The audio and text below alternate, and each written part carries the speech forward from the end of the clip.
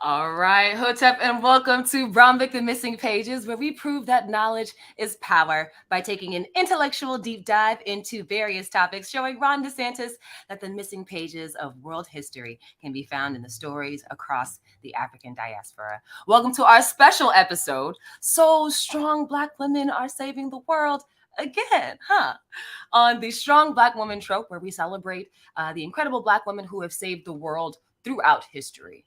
We all know that Black women have been the source of inspiration, strength, breaking down barriers, and paving the way for generations to come at so many costs, so many necessary costs, I think. Oh my gosh, it's a dicey topic, but we're going to be delving into the ancient world, exploring some powerful figures from the antiquity who embody strong Black women. We'll talk about the trope and how we feel about it today from just a conversational fireside chat aspect, and then we're going to talk about how it actually plays into modern day. We'll talk about the film, we'll talk about TV.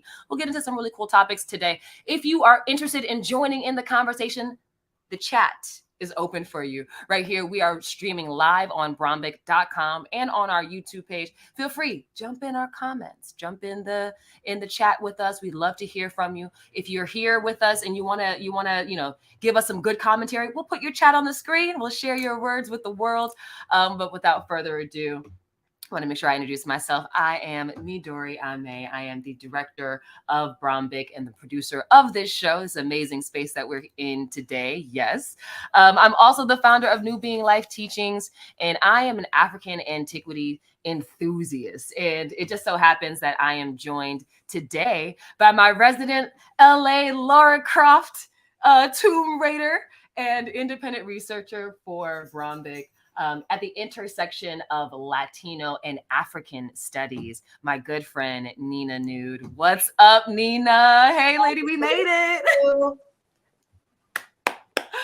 Yo, I'm so excited. This is an East Coast, West Coast conversation. So if there's a little bit of jet lag in between, don't get mad at us. Get mad at your internet connection, okay? We're coming to you from coast to coast. Having this fireside chat. I wanted us to have some time to represent the women of Brhombic. It's a beautiful team of, gosh, it's like 10 of us now. And it's just growing every day, every week. But I wanted to make sure that we had a chance to chat, had some space to kind of just share our thoughts with the world and with our people. I call this a conscious conversation. We're coming to you, as women with two totally different experiences. So we're giving you a little bit of who we are and how we got here. But we're also talking about the things that inspire us, the things that lead us into all of our greatness, and some of the figures that have actually been prominent in our lives. So this is going to go like it'll be an informative conversation, but it's definitely going to be a conversation between me and Nina and all of you at home listening and watching on the replay, because I do answer all of the comments. If you do leave questions in the replay, I will definitely get back to those. So I do want you to engage. But Nina, how are you? It's so wonderful to have you, girl. Oh, I'm good. I'm doing good. Actually, the weather kind of cleared up today. We had a blue sky, clear day. So definitely got some sunshine today. How about you? I love that. Oh my goodness. I'll tell you, I have been traveling. I have been kind of taking care of self. We always got to make sure that we're centering self-care, no matter how much work that we're doing, no matter how many times we got to show up for everybody else in our lives. And, you can share how you show up for yourself and for the others that you take care of. But the same thing, we're human beings first, and then we're strong, powerful Black women. So you kind of just combined that when you asked me how I was doing, because I didn't also say how much I actually did. Like, I was just like, I'm good. But it's like, in reality, I did so much this week. that had so much to do with being there for others. That's very real. We don't often take into account what it means to be that person for everyone, and sometimes we don't see it. Like, hey, you know what? I need to slow down and be that person for myself as well. How do I take care of myself while I'm taking care of all of the babies, right? The fur babies in my case.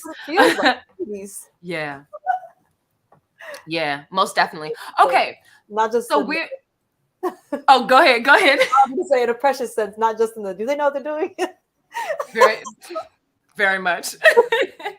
So like I told y'all, we're doing this East Coast West Coast connection. So if you see us lagging and tagging on each other, just know we're good friends. We're doing this camaraderie, and the interwebs will catch up to us. But I want to dive in and kind of get us to talking about the topic at hand. Now, here's the funniest part about this is I have to tell y'all how this came about.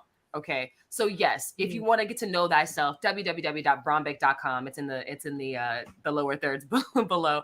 We're having a meeting and we're talking, and we were like, what can we do for March? I want to do something, really fun to kind of showcase, the women of Brhombic, number one, of course, but then also what's something that we could talk about.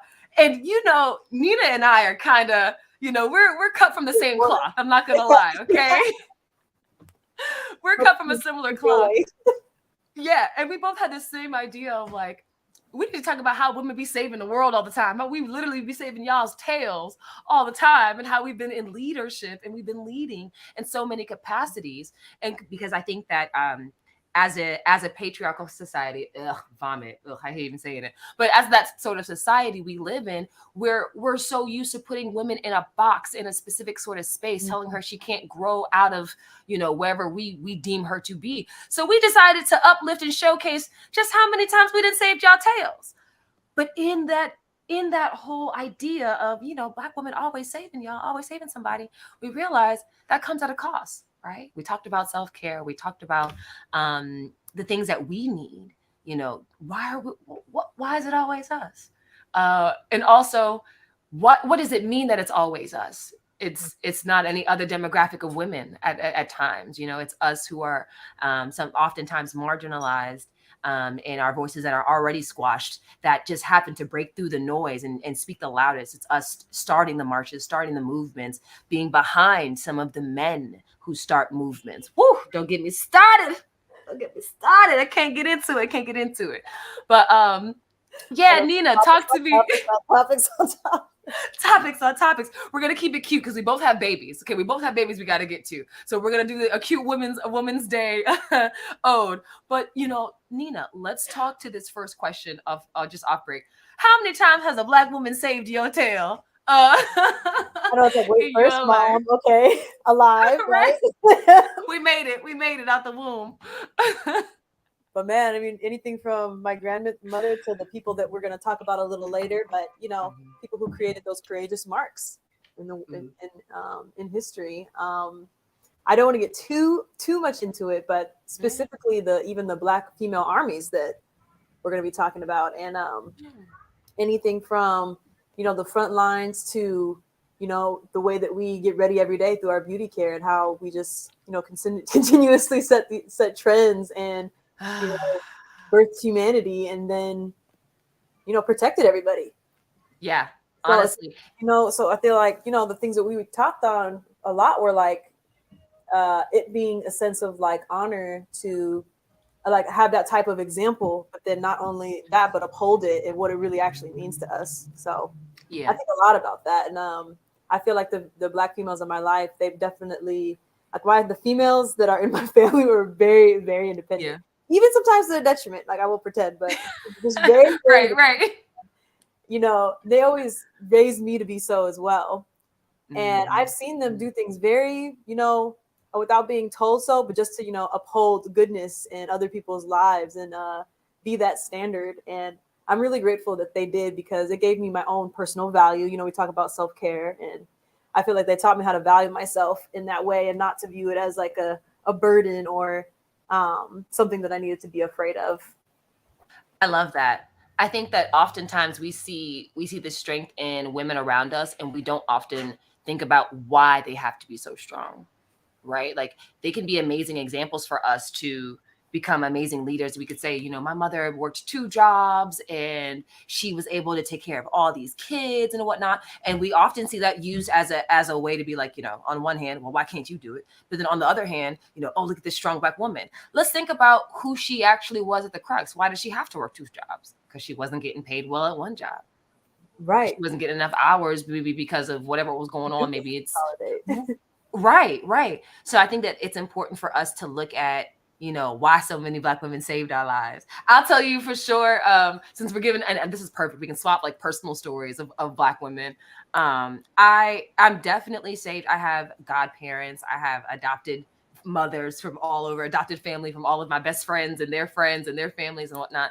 And I think my godmother, in a real sense, saved my life in ways where that impact that you can't really explain. It's like, thank you so much for just not just being there, but also hearing me and listening to me in a way when I needed to have my story told, and I needed to make sure that I was coming across, in a way where I wanted to be heard, but I wanted to also be felt. Right. Thank you for listening. But then also thank you for telling me that I can lean on you. I can, actually let my guard down and be vulnerable. So in a very personal sense, my godmother is a Black woman who saved my life, because she let me know, hey, you know what?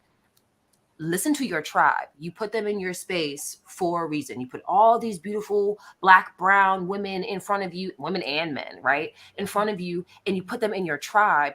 Why not give them a chance? Why not talk to them and listen to them and hear what they have to say? That's why one of the 5 pillars that I pray for is guidance. And yes, I think of guidance coming from, the other women in my tribe and women around me. But I also think of it as, ancestral guidance. It's what the universe has been, putting it around us. It's the positive vibes and the energy you get from having a good conversation with somebody who just knows more than you. All of that guidance I have to take in. So, girl, Black woman who saved my life. She taught me how to lean in on my tribe, and now that's what I lean in on most. And I think the work that I'm doing with New Being, creating this platform for Black folks to live a life of more ma'at, okay, which she's one of my things one of my people I wanted to highlight today, is the idea of ma'at, the idea of balance and harmony.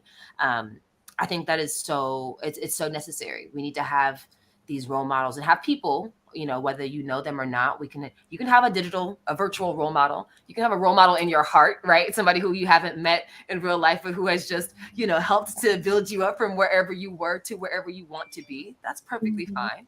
I think that all of that is necessary. And it all still plays into that Black woman trope, that strong Black woman trope. So of course, my next question, what is it? What does it mean to be a strong Black woman? Right? We have these leaders around us. We have these people that we tap into.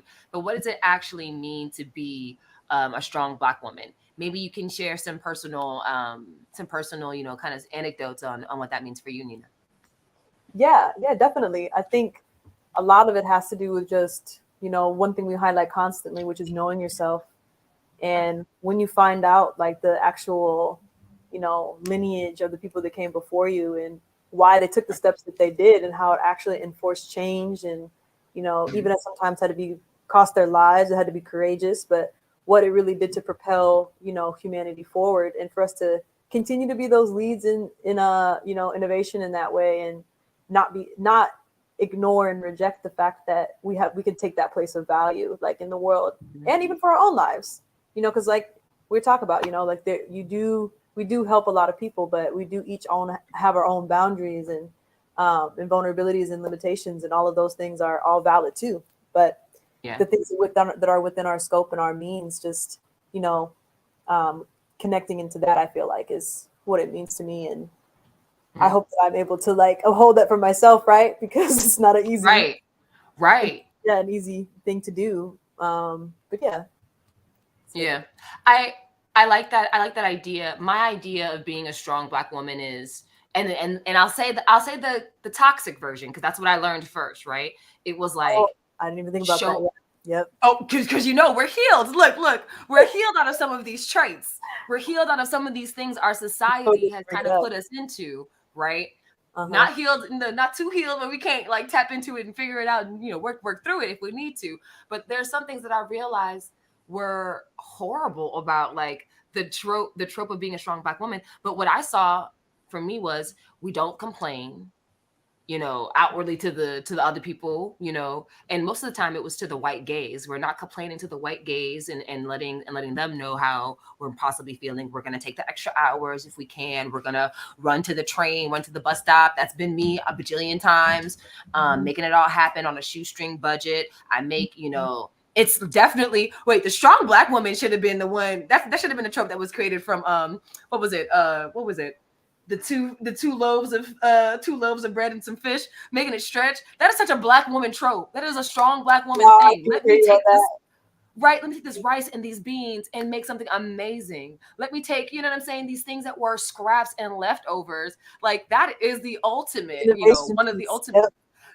Thank you for talking about that. That innovation piece that comes from a space of us always having been innovators, always having to figure things out, to move in a way where we have to, and I think that I take this on too. Another trope that I saw, making do with what you have and not asking for more, or not necessarily like needing, I don't need any extra. I don't need any help or whatever. I can do it myself, kind of thing. That's also been a part of my previous narrative of what a strong Black woman is. And I will say that through the work that I've been doing on myself, but also getting to know the antiquities and getting to know ourselves, that self. Let me pop it up. Let me pop up the link just for everybody else who want to know that self some more too. But because of more of the work, and I'll read a piece from The Origin and Evolution of Religion, because it's amazing. But it's just describing Hathor as an antiquities figure of like the Great Mother, right? So let me just tap into that real quick, because I feel like, for anybody who's in for the first time. Yeah. Okay. So, well, actually, let me pause before I jump into the book. I want to wrap up this Black trope, because I do want to give space for this non-white voice in this space, but she said it so eloquently. So let me wrap up my comment, and then I'll go to a clip, and then we'll jump into the book. Okay. Mm-hmm. So, but that's my Black woman trope. It is, now I realize it was having to be strong and not necessarily comment about the pain, or kind of put your hand up and necessarily need help, not necessarily needing anyone else to do something for you or to do something in tandem, to be in tribe with you, but then also maybe making strategic, kind of things. I know there's a lot of Black women who linked up with each other to help make sure that their network was taken care of. And that is something else that I saw in the Black woman trope. I want to play this clip for everybody, because it's really important to me. This woman I found it on TikTok. This non-Black woman was talking about I guess it's her necessarily, her feelings around the strong Black woman trope, but it also had to do with how she relates to other women because of the strong Black woman trope. I think it was pretty interesting. It's going to come on pretty quickly. I'm gonna play it twice just so you can really hear it and make sure you caught the knowledge that she's dropping. But it's gonna be pretty good. Okay, get ready for that one. 3, 2. All right, let's get into it. The Black women I've called strong, I'd like to apologize. I've seen you as strong, which is something that I really admire. But I've recently come to realize that it's a stereotype which can actually be dangerous. Let me explain it to the white women out there. There can be an expectation on Black women to perform as superhuman while being treated as subhuman. Woo! There can be a burden in strength that can harm your emotional, physical, mental well-being. Do I need to play it again? I think I might need to play it again. You can, just because I mean, it's validating. Okay. The Black women I've called strong, I'd like to apologize. I've seen you as strong, which is something that I really admire. But I've recently come to realize that it's a stereotype which can actually be dangerous. Let me explain it to the white women out there. There can be an expectation on Black women to perform as superhuman while being treated as subhuman. There can be a burden in strength that can harm your emotional, physical, mental well-being. I'm sorry. It's the accountability for me most of the time. It's the accountability for me. And doing it on your own. On your own.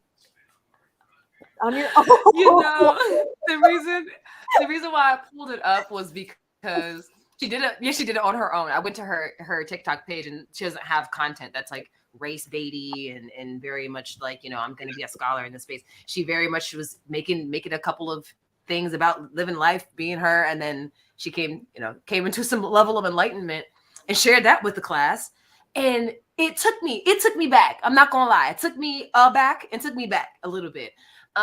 We need more non-Black scholars preaching for us, speaking up. Now, I'm not gonna say speaking for us. Whoop, there's a difference. Speaking up, right, in spaces where we are not able to walk into, places where our name will never be, uttered. Possibly, I think that there's so much work that non-Black people, and I'm saying non-Black people in particular, need to do to create that openness and that awareness. It's such a fragile democracy. It's such a fragile society that we're living in. And if we think that we're going to have, and this is such a beautiful point that I just wanted to kind of just sprinkle in because it's on the top of my mind. Most of the time when we look at futurism, we don't necessarily see a lot of dark-skinned people in the future. When we look at Afrofuturism, we look at sci-fi, there aren't always a lot of dark-skinned people, dark-skinned women in particular. So, the absence of that evidence often looks like, wait a minute, are there dark-skinned people? Are there people out there? Are there our stories and our voices being heard, right? So as we're diminished in color and in media in certain spaces, it's people like her, there she is, like her, who are able to sit, to stand up, right, in spaces where we would never be able to be, and ways that we would never be able to share, and say something. Say, hey, we need these voices to be heard. We need this storyline to be heard. We need to share this with more than just us. And I need to share it with white folk who also can come and tell other people, right? Commune around this idea of, if we want a better world in our future, we are going to create it, but number two, we're going to have to convince other people that it's worth creating. And so I think that because she was able to speak so eloquently to that point, it helps me to see a beautiful future of more chocolate and melanated people being heard, being delivered from the evils of microaggression and all of the like. So that's my, yes, honey, the evils, honey. That's my wrap on that. What are you taking away? Since she laid it down, I'm gonna play it one more time after this. But like, what do you think? I think that another reason why it's so strong is that the first thing, well, not all the time, we don't want to say all the time, but majority of the time, what white people will do is alter your reality or not accept your reality. You'll be like, I walked into the bank and all of these people got a loan. I did not get the loan, and I was just making up a story. I was within earshot. That sounds like I've been listening at the bank, but you know what I mean. And I heard that they had the same credit score as me, and they got and their home loan, right? And it's like, right. We know we have those experiences. We know we're not being delusional. And then you'll go to somebody who, is non-white that you have confidence in, and you'll be like, man, I was just at the bank and Well, I used to work at the bank, and a lot of times I'm like, just altering my reality once again. So I feel like what she did is she didn't do that, and I think that the cool thing too is that it opens up that space between you and the other to share the reality, right? Versus it being like revoked. But I think that's one of the things that for me is that like she validated the fact that we do have that experience, because that sucks. Yeah. Putting on, then you're supposed to put on a smile on right after that and still feel good about yourself, but then everybody else is able to walk out of the bank with a loan. Yeah, that does feel really great. Like, no, it doesn't. Like, be upset for me, Right. Or write a letter about something. Like, share in this like uprage, like uproar. Share with me. Yeah. Mm-hmm. Go ahead. Mm-hmm. Oh no, that was really it. I think that's what I heard very loud and clear in the video was that, like, wow, this whole time I've been making it up that you are living in this type of world that you really actually don't live in. Like, you don't even. I think one thing that, okay, now this is y'all. Okay, let me reset the room. All right, so you're watching Brhombic the Missing Pages. This is our fireside chat. We're having conscious conversations. Nina and I are both working. We've been working with Brhombic for quite some time, but we're giving our take on what it means to be a strong Black woman, what it means to the fact that Black women are saving the world yet again. Is it by choice? Are we forced to do this? Are we the only hope? Are we humanity's only hope? That's what we're getting into. And I wanna break into this point. You tapped into it like so well, but like I kind of want to expound. Like, we're often put in positions where we have to step up, where we have to be the person to handle the problem. How do you feel about those moments when people just look directly to Black women? This is a little bit different, but like I'm curious. Do you have any kind of examples of that in your life, or any sort of any opinion on how that kind of fits into this whole idea of this trope of us being the strong Black women saving the world? I definitely I feel like we're always the temperature gaugers. I always feel that. That's it. Like That's an it. emergency can happen, but if we come home and we're like, you win, you lose. Everybody's like, you win, you lose. But then if we come home and we're like, I'm gonna blow this place out, I'm like livid. Everybody's like,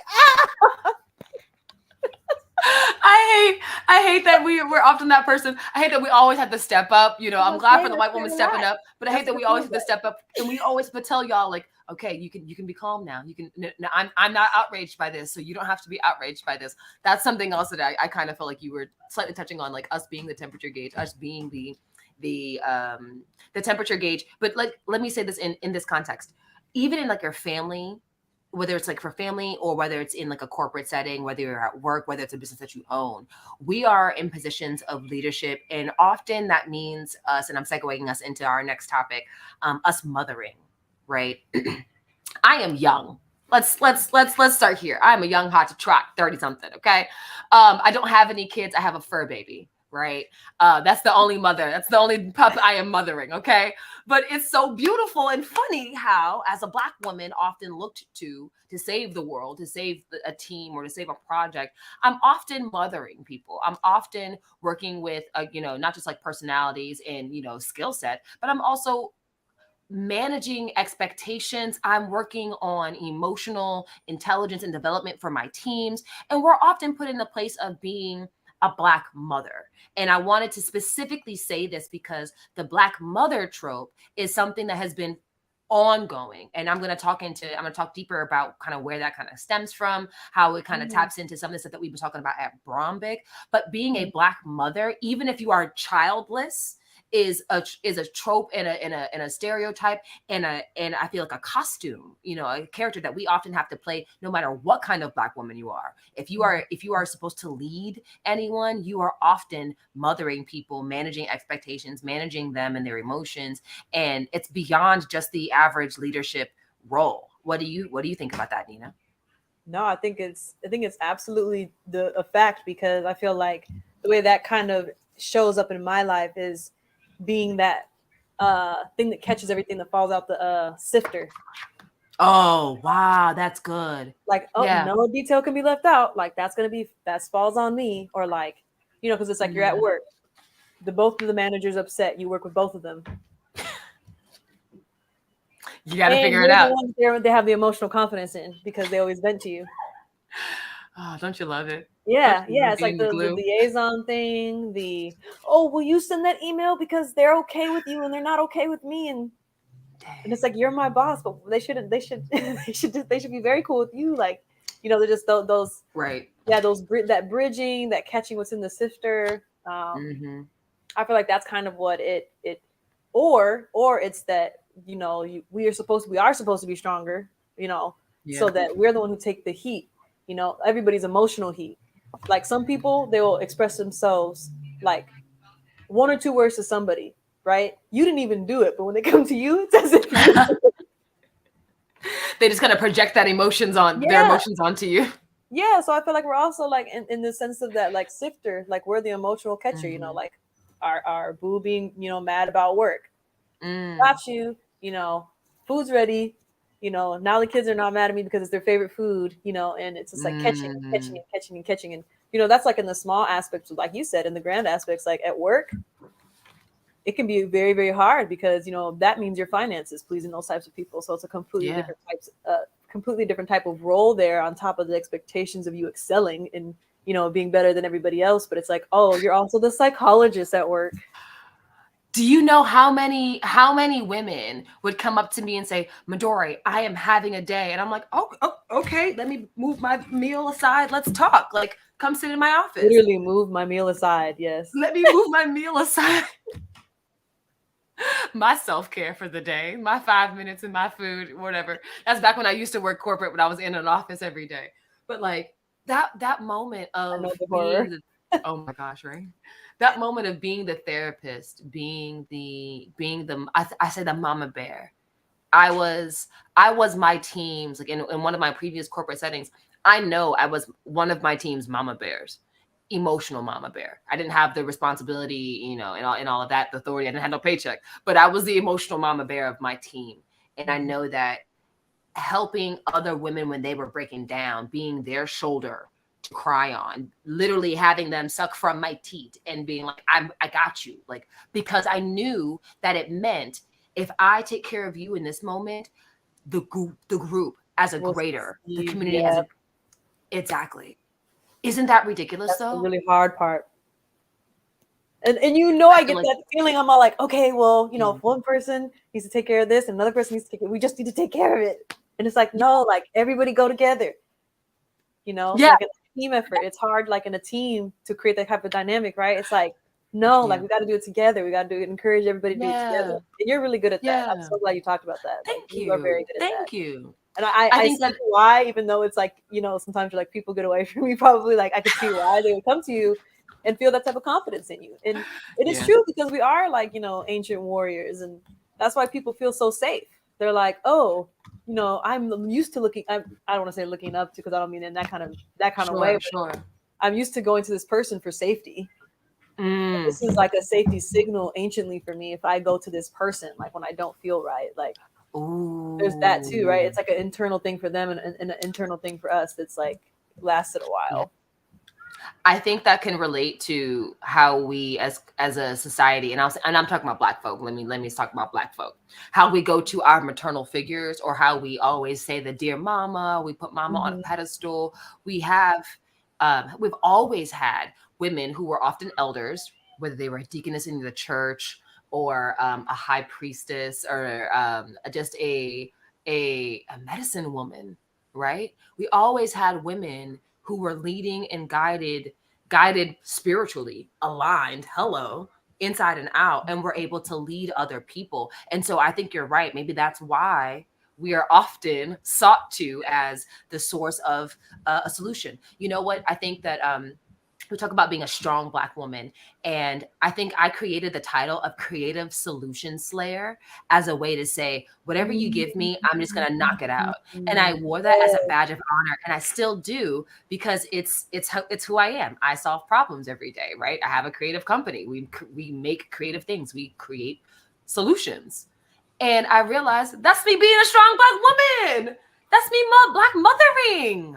That's me being the medicine woman. That's me stepping right back into full alignment, and finding a way to get one step closer to your inner greatness. I realize now how it all comes full circle for me, and how I have been living that out in my own way, and I've been able to find a healthy form of strong Black woman that works for me. Okay, that's what I'm gonna take that. Okay, let's dive into some text, because we I got was it. disagreeing, so I'm like, yep, yes, Yes, and yes. thank you, sis. Thank you, sis. You are so sweet. Okay, so here at Brhombic, It's I so want true to make though. sure That I that feel you. oh yeah, jump in, Nina. Go ahead, jump in. Oh no, I was just adding that I feel you, and it's so true what you said. Like, not just a beautiful statement, but also very true. Like, Yeah. mhm. Thank you, love. Thank you. Thank Mhm. you. Okay. I want to make sure that we always, drop a little nugget for y'all, give y'all some resources or something to look forward to, when the conversation's over and you want to still brew on these thoughts. You can always go to brhombic.com. I'll put the link down below.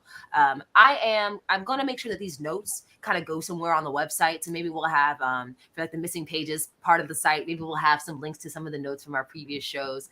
And definitely on YouTube, they'll be in the description down below. So any notes that I do, I'll make sure that they're accessible for everyone.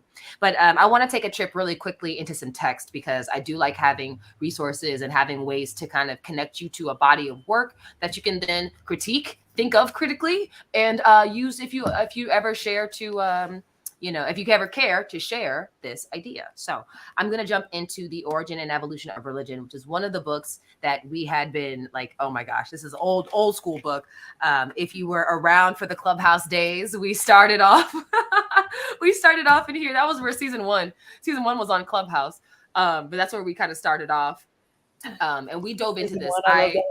Yeah. Oh yeah. Season 1 was on Clubhouse, and it was wild. Clubhouse and then Discord. Whew, that was the days. But so we're coming to you live now. We then came up to YouTube now, and our own platform on our website. So you can always visit, Brhombic.com, the link down below, and you'll be able to see these videos. So we've got our own space, our own place. But I wanted to kind of make some very interesting links, and this is what I like to do when we have books, when I'm able to find a resource. I go straight to the index. I'm looking for the words. I'm looking for ways to link the knowledge to modern day times or just to a topic of interest, right? And so when we're talking about strong Black women in history, I wanted to bring up Hathor as our mother, right? As our mother figure. I know we often hear about strong Black women, strong Black mothers, but Hathor was and still is, mother of mothers, if I can say so myself. And I wanted great with to East Coast accent. Okay. I had to give it some energy. Mother of mothers. But I wanted to give us a little context. And this comes from Albert Church Ward. I believe he's a 33-degree Mason. I know Phil will get me. He's either 30 or 33-degree Mason. He wrote this book, for his people. And it was documenting, and we use it as a reference because it so blatantly and very clearly documents the origin and evolution of religion. Very point blank period. Love using this as one of our resources. Of course, there's so many other books out there. I won't even begin to name. I was just about to rattle off authors. So many other books out there that we can tap into. But right now we're tapping into this one because I have it on hand. I thought it was pretty good just to get a baseline of Hathor. She is the great mother, right? We see her often depicted as the cow. She's got the horns in the sun inside. You see this picture here. I wanted to make sure, boom, Nice, that you could kind of get a chance to see how they depicted her. So you got the idea that this cow. Okay, I think we're thinking of the cow. So we take from page 43 of The Origin and Evolution of Religion. And it says that the most exact and comprehensive title for the religion designated phallic worship would be the cult of the Great Mother, taking Hathor for the type, who was the womb of life as Mother Earth, okay? wow. The suckler as the cow, the giver of food, shelter, and water as the tree, okay? And who in the course of time became the goddess of love and fecundity and childbirth, right? We're talking about fertility and childbirth. So think of Hathor. We're going way back. She is a, I wrote it down in my notes. She's a solar deity. So in our old, I think I might have a timeline. I'll toss that up in a little bit. But in our timeline, we're thinking. I almost wanted to guess it, and I was like, "Don't guess it, don't guess it." Oh no, it's all good. It's all look. I was all like, "I think it was this time." I don't want to confuse anybody. Yep. I was like, "Let me not confuse We anybody." need books. I'm gonna tell you right I now. really wanted to know what top two. Yes, but you know what? We're still Solar working was through. later. We're still learning. We're still learning we're still learning it all. And my thing is, I'm never too proud to bust out a book to let you know that what I'm saying is not what I think, it's what I know. Woo! Okay. I don't have to believe it. I know it. So there's a difference. So I'll definitely pull out a book to let you know what I know. Okay. What I know is what's written here, and we can critique it critically as many times as you'd like. Okay, that's also what I know. Okay, back to the text. 43 at the bottom paragraph, it says, the Great Mother, when represented in human forms, becomes the harlot of promiscuous intercourse who brought much revenue to the religious temples by her capacity for performing the rite on behalf of the Great Mother in her tree tent or rock cave or later sanctuary. So let's keep this in mind. So she goes from being, she's the Mother Earth. She's the cow in a zoo type. She's known for food, shelter, and water when she is seen as the tree. Okay, so we see her as the tree. What other trees do we know in other religions? Think of that later. We'll talk about it later in another episode. And then she then becomes the goddess of love. Ooh, we know so many goddesses of love, right? Of course. And fertility and childbirth. I absolutely love that. 44. Now we're talking about how, if you know Washington D.C., right, the Washington Monument, this large, it looks like a pencil. Where'd my pencil go? Looks like a large pencil, right? When we say phallic symbol, that's what we're talking about. We're talking about those who use that symbol as their rally, right? So maybe that was where they saw themselves. Maybe they had totem drawn on it. Maybe they had hieroglyphs drawn on it. But these are people who all used the phallic symbol. So we're saying that they were also associated with Hathor. which leads me to believe, that the Washington Monument, okay, the symbols that we see in everyday culture, anytime you see one of those obelisks, I want you to think back to Egypt. Think back to how we are not the first or the only one to have one of those symbols on our ground. What does it mean to have one of those? Okay, these are questions that I want you to think of and answer on your own terms, and hit us up in the comments and let us know where you're plugging and where you're making connections, because it all comes back to Africa. Don't get it twisted. Okay, so on page 44. So well said.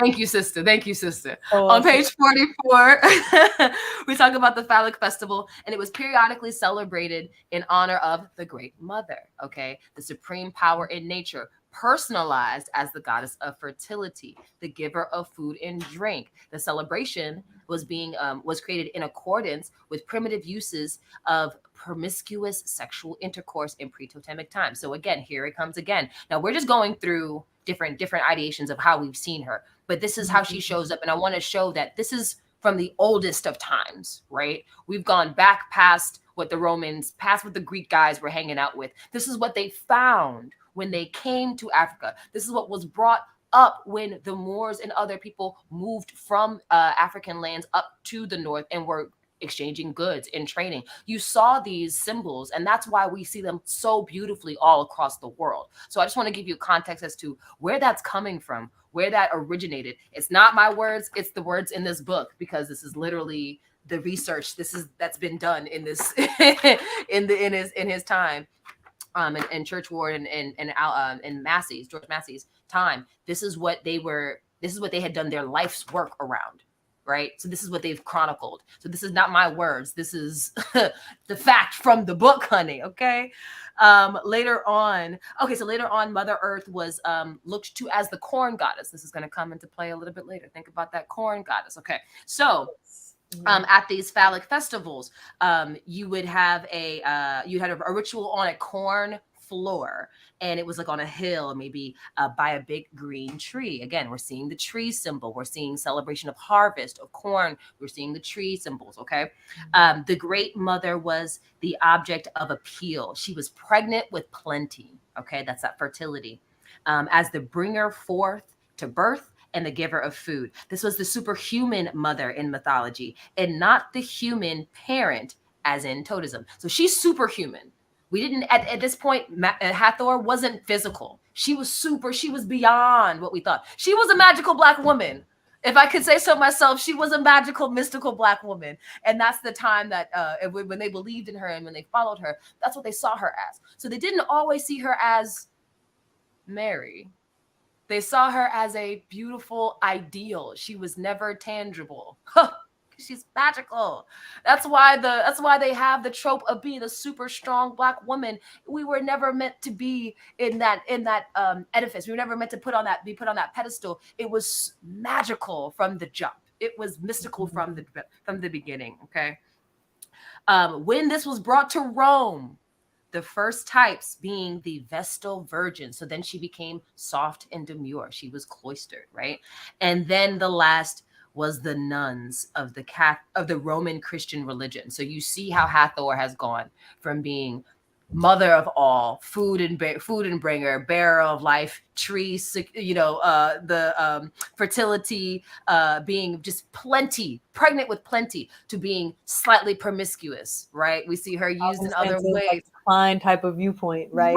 Right. Then she needed to be closed off and virginized, and then she became the nun in Roman Christian religion. So we see how that's just kind of moved through time, right? That's just, and to me, I thought it was incredible. And then I wanted to tap into the fact on page 45 of the Origin and Evolution of Religion.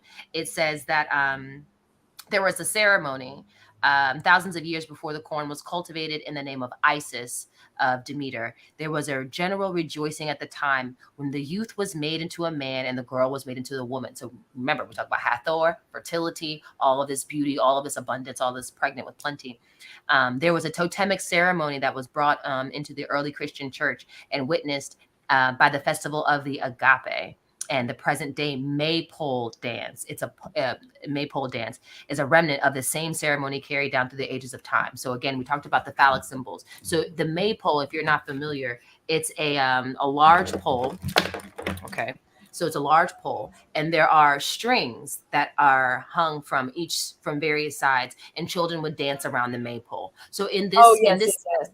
I exactly. remember So that looks like. Uh-huh. in this text right here, we're seeing the direct alignment between, we knew that those who worshipped Hathor and worshipped her fertility, her beauty, her everything, her abundance, right? They were also phallic people, right? So we see these obelisks everywhere, all over the world, but we know now where it comes from, a totemic people that Man, actually my son if it tries to touch it now, I'm gonna be like, hello and high, right? So we see that in Christianity, Yeah. when they dance around the maypole, that tradition was passed down from generations of traditions that actually started with them thinking of Hathor, this beautiful mythical black magic woman who was the mother of mothers. Okay, so when we talk about the strong black woman, I had to bring up Hathor because she did the dang thing. No, definitely. What do you think, Nina? No, I mean when I was listening to it, and I really appreciate the way you presented it too, because what I was able to grasp from it was all of the ways that it was divided into everything, and it's just like, it's just how freeing can it be to somebody's Everyone. mind if they just knew that. That's why that book is so Right. important, because I mean I read through it I think one or two times. Like my second time, I'm trying to be like really really like highlight study instead of just being like wow, keep reading, wow, because I kind of had that, that It first read blows is your like mind. amazing, right? And then it's like when then you're like, okay, now I'm gonna go and know the times and the so I'm still on that second read. But I mean that's just about the last 260,000 years from what I remember in that book, and on. that's information in one book. So the fact that that's on our website and what you just presented was just so freeing, and then as a black female, they'll be able to see the value in themselves from that. Because obviously when they saw black women, they were like, wow, like teach us about this. Like what is, Mind's what is blown. everything? Are you from this world? Like, Yeah. and that's a compliment, you know what I mean? So it just kind of shows how everything that has to be unlearned about what we think, what we know about ourselves. I agree. It's life changing for, I think, even imagine like if young black girls could know this as a kid, like right, to be brought up like that, like right. I like think African studies has got to go. Well, I'll say world studies has got to go beyond Black history. And we know Black history is from the shore to where we are right now, right? It's just from whenever we landed. At this landmass, and then that's it. So now we're in a place where we actually can share that there's more. There's so much more that we can be and become if you know what your history is and what your lineage actually is. So that's what Brhombic's about. www.brhombic.com. This is the missing pages. We're going to take a quick break. I want to take a little breather, stretch a little leg, and we're going to come right back with some more of this amazing story. Don't go anywhere. I hope to see you soon. Yes.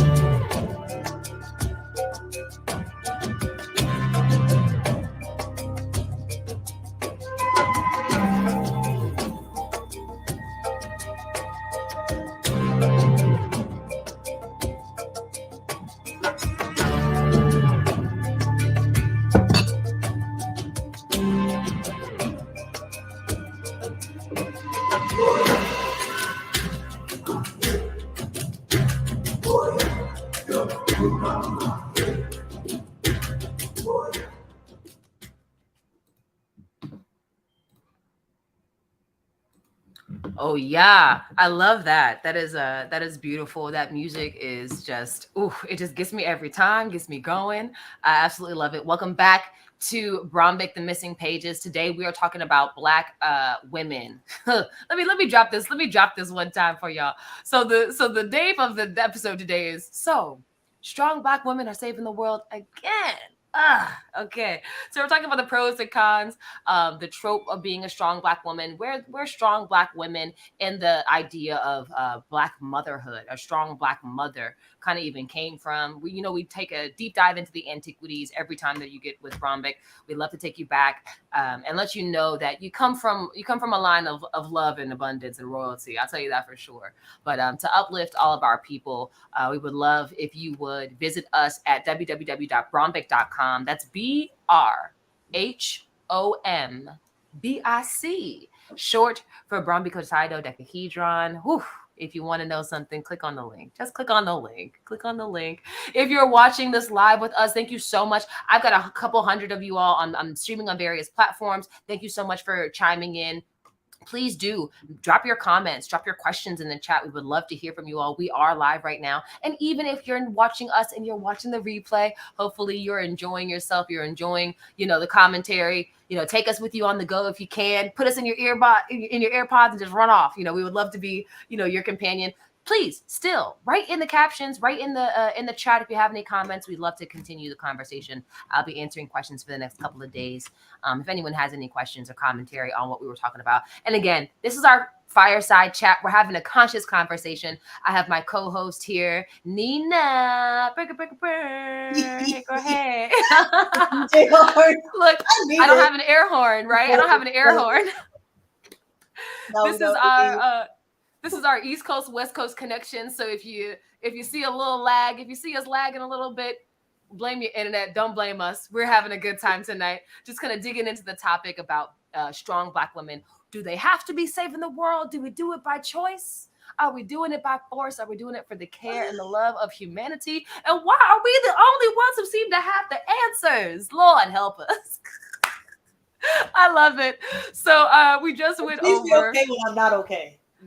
My goodness. My goodness. It's like I need somebody to tag in. Can somebody else tag team? Because being a strong Black woman is just tiring. It is tiring. So look, we're almost reaching an hour. I want to make sure that we tap into Nina. Nina is an independent researcher, a badass in all ways, in all shapes and forms, a beautiful, and I will say you are a Black plus because there's more to you than just your Blackness. You've got other ethnicities that you are proudly repping that I want you to share so you can tell us how we got to know you. But Nina is a researcher in African and Latino intersections. And when I tell you, like, I live for the enlightenment I've already gotten from the text that Nina has sent me, the conversations that we've had, talking about some really some really impactful women and figures in African Latino culture that are just diminished. Right. And I'm not going to do your job for you. I know you got a pedestal to stand on, but I want to tee you up. If you want to talk about some of the people, if you want to talk about yourself and what you've kind of found, because when we talk about strong Black women, we're talking about across the diaspora. So we have a treat that we're able to actually hone in on African Latino studies. So take it away, Nina. Share some of your knowledge with me and the team. For sure.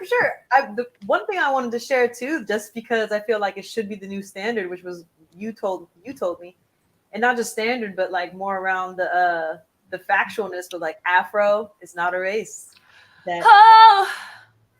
Right. So when we Afro is not a race. Afro-Brazilian, like it's a hairstyle. I mean, it's the hairstyle we rock the hardest, but literally. And then calling it Afri Latin.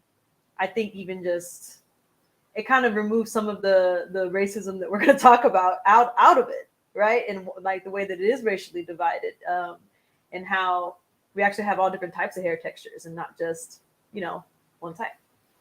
But Thank you kindly. My journey started with learning about the Olmec tribe, and the Olmec tribe existed in Mexico. I just want to make sure. Yeah. The exact area. I know it's emailed to you. Yeah. But the Olmec tribe, they actually didn't come up with their own name. It was a name that when they were discovered, they were called because they actually found the first rubber tree, and Olmec was referred to like as rubber. So their tribe was related to that discovery. And I also learned that they're the first group that created like ball games because they were able to manipulate the rubber. And after I learned about the Olmec tribe, I really could only find like artifacts. I couldn't really find many things about the Afri women that we know helped and saved people. Come on. Right. And I looked at different, university blogs and different types of websites from actually a lot of Latin people that try to look up information and things about the past and how, Mexico was created. So a lot of people actually have taken this journey. And as far as the information being as available as it is, I think just as most of the information that was taken had to do with massacres. Mm-hmm. Come on. Massacres that you can find within like the antiquity time frame, but the things that I could find were art that depicted the racial divide. That's real. Art still exists. You can even still visit it, and the colors of it are still vivid. The specific piece.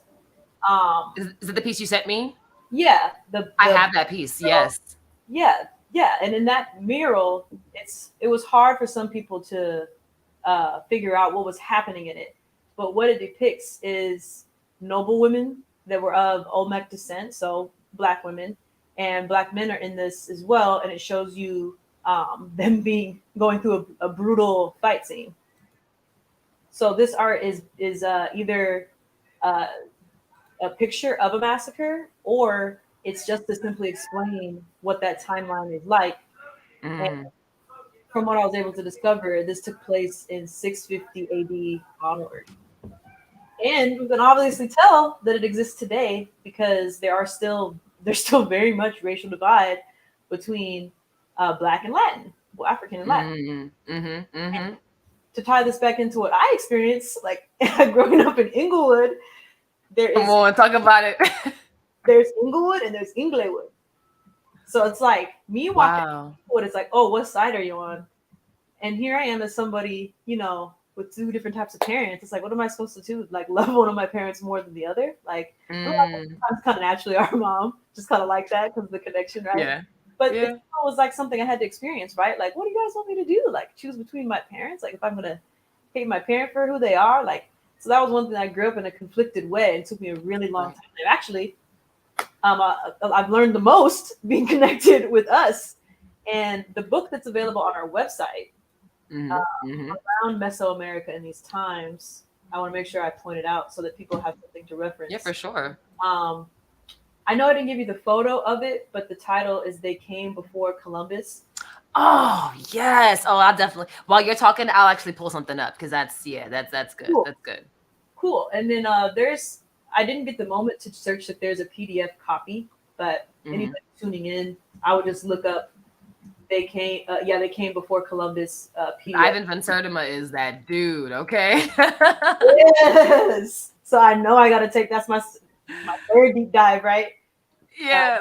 That's our next deep dive. Right. So this is what I discovered recently around Afri-Latin antiquity specifically. But man, I was so mad at myself, even just like, why can't I just find something? Like, this is so hard. But, with it being a continuous work, I know that we'll continue to discover things. And thank goodness you speak Spanish. I don't speak Spanish, but I'm so glad you speak Spanish. Yeah.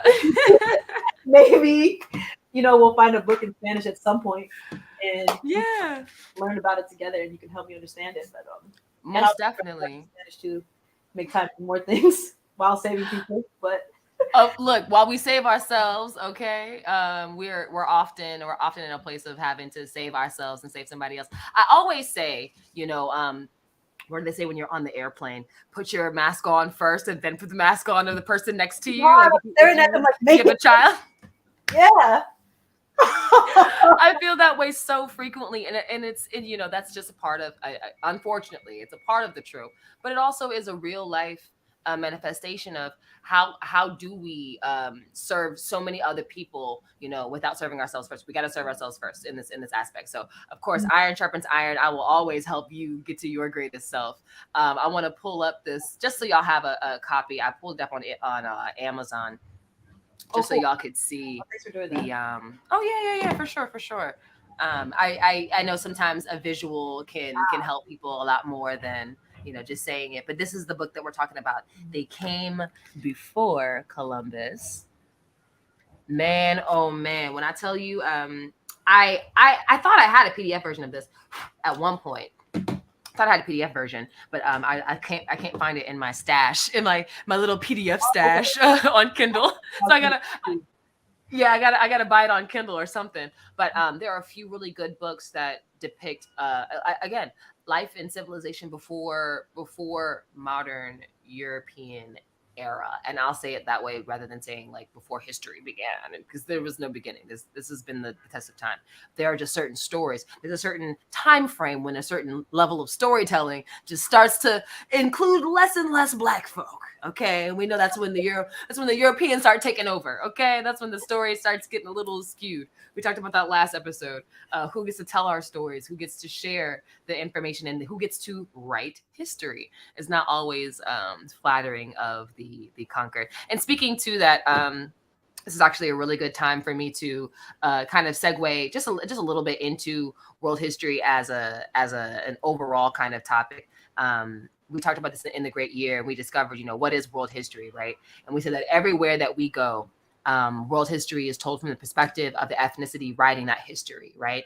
The issue with world history as it stands is that it wildly diminishes accomplishments of the African diaspora. And this is why African American and African studies are so integral to a well-rounded world history curriculum. So when I talk about us trying to get the missing pages, when we talk about what the missing pages actually even means, it really just means in the story of world history, we know that some of the pages that are missing are found in Africa. We know that the people, the stories, the things that y'all just can't make sense of, the people who, we talked about the Ptolemies and the Aristotles and those who were able to do the research, do the searching and the knowledge seeking in Africa and take that back and then became the fathers of something. It never made sense. Never made sense because what was missing in world history was our piece. It was, no, you came and studied here and then you went back and you created other things, but you got your foundation from Africa. So that's what we mean when we talk about how the world history, those missing pages are found in Africa. So do we have any, how much time do we have? I don't want to hold you too long. I know you got a whole family, you're hustling and bustling today. Today's a big day for you. So we can wrap soon because I've got like one more point maybe to kind of chat about. Let's focus on that point that you had to share. I feel like what I have here, we can like potentially send out to some people afterwards. Yeah, for sure. And this slide deck, I'm actually gonna send this slide deck out. I'll like make it. Oh, okay, we're already gonna do it. Okay. Somehow. Yeah, so we can kind of just like tap in. I want to be able to like share this information with other people so they can have access to it. So I wanted to tap in just because I had this is like a fun fact, right? This is kind of twofold. I'll do two parts here. So the first part is we talk about Hathor and her being the great mother. We know that because of the timeline, Hathor and Isis end up becoming very synonymous, although two different systems, very similar in ideology, right? We also see because of Hathor and being the woman and the goddess of fertility. We I don't know if you all are familiar with the woman of Willendorf. It's a small talisman. It's about the size of maybe the mouse for your computer, right? And it fits in your hand. And women would hold these small talismans, these small statues, as they were giving birth.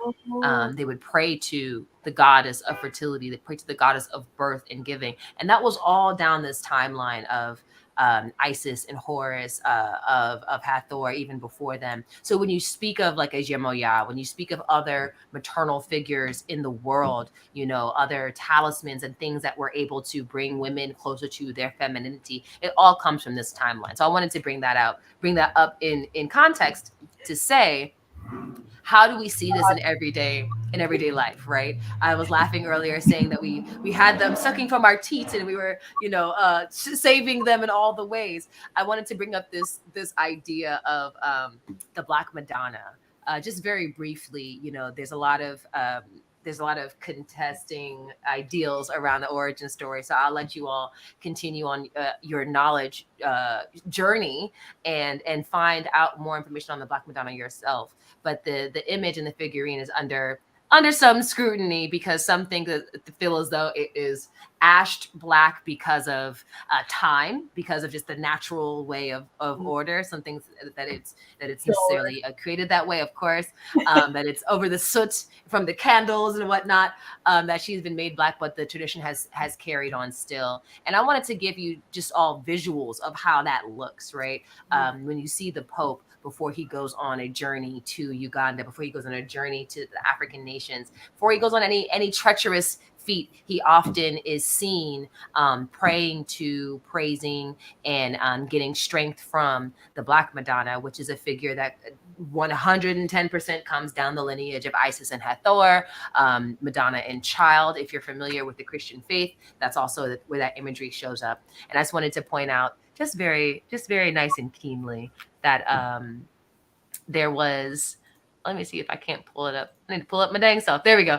So I can see it on my own end. But the Black African images are used in the European Christian Church in various aspects. This is Pope Francis and Pope Emeritus Benedict the Sixth, if I'm not mistaken, praying together in front of the Black Madonna. So it wasn't just a one-time thing. It's not just a two-time thing. This is what we do in the Roman Catholic faith, I am assuming. And this is them, at the Castel Gandolf. Ooh. I'm working on these words, these Italian words. But this is them giving, again, paying homage and putting down this very first, the first step that we're going to do is we're going to pray, and we're going to, ask for a safe voyage, and to know that that's from a Black woman, that comes from straight from the teat, the womb of a Black woman. It's kind of beautiful to see that y'all really are praying to us. Y'all really have been coming back to us for a source of self, of knowledge, of religion, of strength, of fertility, guidance, all of that. So being a strong Black woman, although it may have its downsides at times, and it may be an arduous task for us, it's not missed on some of the, I'll say, the higher ups of society, that Black people and the impact of Black women in particular is worldwide, and it is the strongest gravitational pull that a lot of y'all got. Okay, whether it comes down to now, don't get me started to the modern day. Okay, okay, you felt it coming, because in the modern day we have there's a whole book that was written about by April Ryan. Interesting figure. She's a CNN commentator and a White House correspondent. She was in the White House pressers for many years. And I'm introducing you all to this book. I would love for us, if you wanted to, to read it and kind of come back and connect one day. I would love, if you're interested in that, drop that in the chat, because it could be something that we could kind of unpack together. When we were looking at the title for this event, and we'll wrap up shortly, it was very much, oh yeah, Black women gonna save the world. Like, Black women are always saving the world, saving y'all's tails, And we thought it was very funny. Come to find out, April Ryan actually wrote a book called Black Women Will Save the World, an anthem. In her spin of it, she taps into more of the positive attributes of having this be our lives, in this being where we are. But she doesn't necessarily, and I haven't read the entire book. I've actually gone through the highlights, the first 3 chapters. So I would like to kind of tap into a little bit deeper. But she brings up the fact that there were Black women in the room when things needed to happen. So when Trump is in office, there are Black women in the press rooms, speaking up and speaking out. I even pulled a quote from the book. She said, "As Black women, we are forever vigilant." Forever vigilant. I thought that was very interesting. That she named us, forever vigilant. Our head is always on a swivel. I think it also speaks to how we're always necessarily looked to for the answer. And I wanted to make sure that this was. I wanted to make sure that this was highlighted, so that we could really just tap into the fact that there were adults in a lot of the rooms where decisions were being made, and where things were kind of coming together. And nothing just happens on its own. I feel like a pair of eyes, I think that's what she's really referring to. Okay, great. I got your. So yeah, I think it's very poignant that she mentioned that we were those people, and then in the next quote that she had on her from her book was, "It's powerfully important to recognize the role Black women play as guardians of American democracy, as truth tellers." And so I thought that was very interesting. Again, that's in context to Maxine Waters speaking up during the Trump administration. Even just having women in, maybe they're not lawmakers and maybe they're just truth tellers in TV and in the media. I think she was speaking to a larger space of there are Black women who are willing to raise their hand and stand up for what is right. So I'm curious about that book. I want to read more about it. I have an opposition to the name just from the break, because I think that we shouldn't be ordained to save the world. It shouldn't have to be us. But it was so striking that I wanted to at least start to read the book a little bit to see if there was any context that I could kind of bring into our conversation when it comes to modernizing the idea of strong Black women. But what do you think, Nina? She's got this new book out. Here are some quotes. I mean, strong Black women saving the world. I'll tell you something I experienced. I feel like it kind of goes with it. I think it was like when I saw somebody important to me, like, place value into other people by their own personal value for themselves. I think that's the thing it makes me think of. It's like creating value for others and kind of creating love a little bit more in the world, because I feel like that's the impact that person left on me. Yeah. And I think that, I mean, we're even mimicked when people are giving conversations to make people strong. Oh, you got it, honey. Oh, you go this. Da, da, da. Like all of those, like all of those, that empowering tone, I think is kind of, we're kind of like the drivers of that. Like in any position in our life, I think people just see us that way. And yeah, I just see how it gives people value. And I think that that's one thing that makes me feel like there's a type of like honor and positivity around the obligation. So it's like I actually feel good from the obligation, because it's like, if I'm standing by a doctor and I'm coughing and I'm choking, they're going to be like, I'm a doctor. You know what I mean? And then it's all like, it's kind of interesting, right? Because it's all like, wow, the word's crashing down. Like, well, I'm a Black woman, not anymore. Well, look at me. I'm here for you. I'm here to save you. Yeah. So it's like, it's kind of interesting, right? It's like, we can either take a place of value in that, or we can be a tired superhero, It can feel like that. Yeah. And I think that's where that camaraderie aspect comes in, and how we talk about that too, just like wanting camaraderie to just be something that's a little bit more valuable to potentially alleviate this idea that we don't need rest. I know that's right. Woo! Yeah. Okay, before we dip out, I want to make sure I address some of the comments in the chat. Phil is in the chat. Thank you so much, Phil, for adding and building on our commentary on Hathor.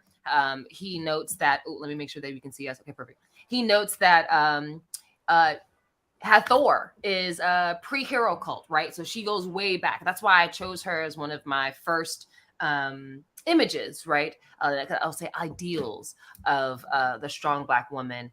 And he even noted that at the bottom of page 45, math-making man did not create the gods in his own image. Hathor was a goddess.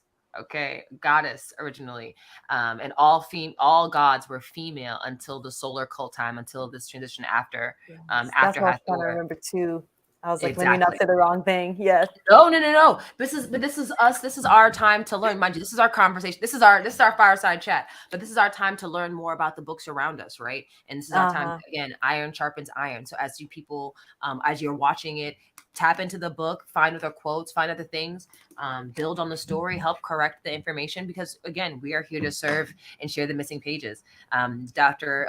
Philip J. True, he happens to be, or Junior, he happens to be one of our scholars here at Brhombic who knows so much more about this. So I definitely defer whenever he's got good things to say about what was what's happening in the books. He's able to kind of speak so freely and so beautifully. So we're thankful and we're appreciative of your time. April is in the chat too. She says hello, and hi, April. We love you, girl. Special thanks to to other Brhombic women who are here to make this thing happen. And shout out to Eric in the chat. Nice to see you, man. It's good to have you. So I wanted to end on. So many people made it. Yeah, I know. It was so fun. It's some of our Brhombic people. Yeah, so I wanted to kind of end on a more modern note, give you all something to look at and something to take home. If you want to, read that book with me, drop it in the chat. Let us know that you're interested, and maybe we can read that book together and figure out what's going on there. And then, refer it back to some context, some of the texts that we already have, right? How does it fit into, our antiquities? And are there nodes and symbols and any sort of imagery that comes from the antiquities that we see in present day? Because I always tell you, looking back will tell you, how to move forward, right? Or how we, for better or worse, how we might move forward. So it's nice to know that there's a deeper meaning behind some of the things you might see in your everyday kind of communications online. And to without further ado, I'm gonna wrap this up and say thank you all for joining us today. Nina, would you mind sharing with them how people can connect with you if you so wish, and any last commentary you have about strong Black women saving the world before we wrap up?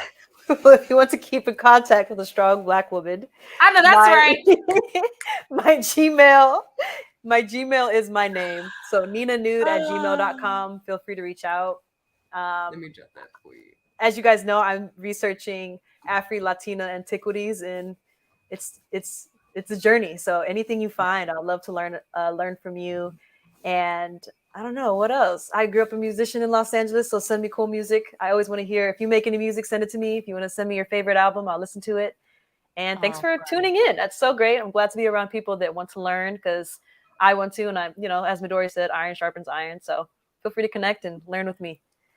Iron sharpens iron, honey. I believe it. I've seen it happen in real life, and I just understand the importance of us coming together as a people, and number one, sharing our experiences, because they're all going to be different across the diaspora. Also giving us space to do so, giving us space to learn from one another. Again, thank you to everyone who joined in the chat and who helped to build a robust community in the chat. I thought it was amazing. But yeah, this is what we're here for, to connect us all together with this shared knowledge that needs to be shared knowledge. It needs to be community knowledge. It needs to be free. It needs to be taught to the babies at a young age. Why aren't the babies knowing? Well, the babies know. So this is our job. This is our little piece of the addition to that community. So thank you so much for joining us again. If you'd like to catch more of the missing pages, make sure to follow us on our YouTube page. It is Brhombic spelled all the way out. If you just type in BRHOMBIC, it will surely pop up. I promise. You can't miss us. If you just look for this logo up top there, it'll be on our page and you won't be able to miss. We've got some really good videos already on there that are going to show you a little bit more about what we do, show you about the kind of work that we're doing, but not just that. We'll show you a little bit more of the work that you can do for yourself, right? If you want to know thyself, if you want to come to closer commune with who you are on an ancestral side, that's what we're here for. We want to make sure that you're informed and that you can walk away with something that's tangible, an action item that can bring you closer to your liberation and education on self. All right. That's it for today. I am Midori Amae. I'm thankful to be the producer of this show, also director of Brhombic. And if you have any questions, please do email me at Midori Amae. info@midoriamae.com. There it is. Very simple. And if you're interested, Brhombic.com has so much more information in regards to the contemporary scholars, our virtual museum of scholars. We've got different things, different partnerships with other printing presses, other places we can find Black-owned books, Black published books, and maybe if they're hard to find, you're probably going to find them on our website. Please, we implore you, buy Black-owned books, okay? Buy from Black-owned publishers and make that connection to keep these publications alive. Yes, we are digitizing and we have the largest collection of articles, books, even video a commentary and lectures when it comes to the African antiquities, but we don't want to keep that knowledge just to ourselves. We want to make sure that it's spread out. So we partner with other people, other entities on our website so that we can make sure that these books and this knowledge can continue to be in circulation for time and time to come, for every generation that's after ours. So thank you so much for joining us tonight. And I can't wait till you join in on another discussion right here. We are Brhombic.